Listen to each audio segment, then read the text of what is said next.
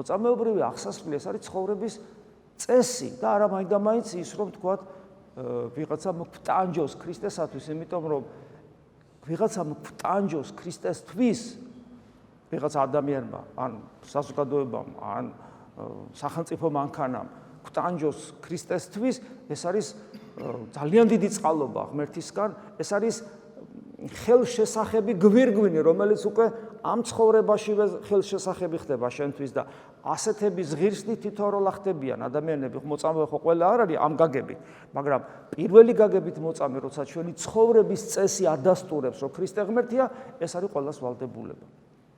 და უპირველეს ყოვლისა, ბევრ რამეში ვლინდება ეს, რა თქმა უნდა, ბევრ რამეში ვლინდება. მაგრამ ერთ-ერთი ის რაშიც ვლინდება ჩვენი მოწამეობრივი ცხოვრება. რითაც ვადასტურებთ ჩვენ რომ ქრისტე არის ღმერთი, მხოლოდ მისთვის ღირს ცხოვრება და სხვა არაფრისთვის.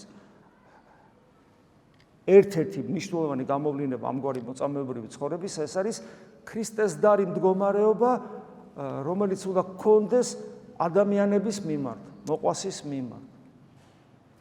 ნებისმიერი მოყვასის მიმართ, ნებისმიერი ადამიანის მიმართ, რომელიც ჩვენს გარშემოა და რა თქმა უნდა ეს ისწავლება ეკლესიაში, იმიტომ რომ ეკლესიაში ვართ ღმერთთან და ვართ ერთმანეთთან. და ჩვენთვის მთავარი ერთდროულად არის, ჩვენთვის ღმერთიც მთავარია და ადამიანიც, ეკლესიის ძლიერებაც, ჰარმონიულობაც, სიმძლავრე, მოდი ესე ვთქვათ, მისი მისიონერული ღვაწლისა და მადლისმიერი ცხოვრებისას და თითოეული ადამიანის, ესე იგი, გვერდში დგომაც. ანუ ეს თანაბრად მნიშვნელოვანია ეკლესიაში და ეს ეკლესიაში ისწავლება. ეკლესიაში ადამიანი პრაქტიკული ჩვევებით, პრაქტიკული ცხოვრების წესით უпростоრედ იძენს იმ ჩვევებს, რომლის მიხედვითაც ის ადასტურებს, რომ მისი გარჩევა პრიორიტეტებისა, რომელი მნიშვნელოვანია ახლა ამ ეტაპზე, რომელი ნაკლებად მნიშვნელოვანია, რა მიმართულებით უნდა გადადგას ნაბიჯი, რა უნდა გააკეთოს და ასე შემდეგ, სწორად ხდება განსაზღვრული, იმიტომ რომ ადამიანი ხდება ბრძენი. ანუ ბრძენი რას ნიშნავს?